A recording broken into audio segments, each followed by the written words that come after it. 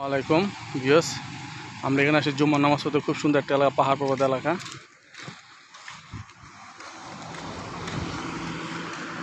খুব সুন্দর একটা সাইট। জুম্মার নামাজ পড়তে যাচ্ছি আমরা।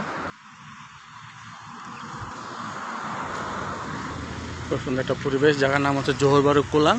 ওই যে পাহাড় ঘেঁষা, এই যে একটা মসজিদ। এই মসজিদে আমরা নামাজ পড়তে এসেছি। খুব সুন্দর এলাকা।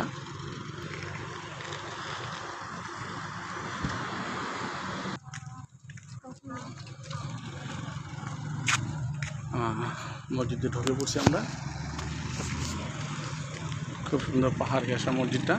খুব সুন্দর, খুব সুন্দর।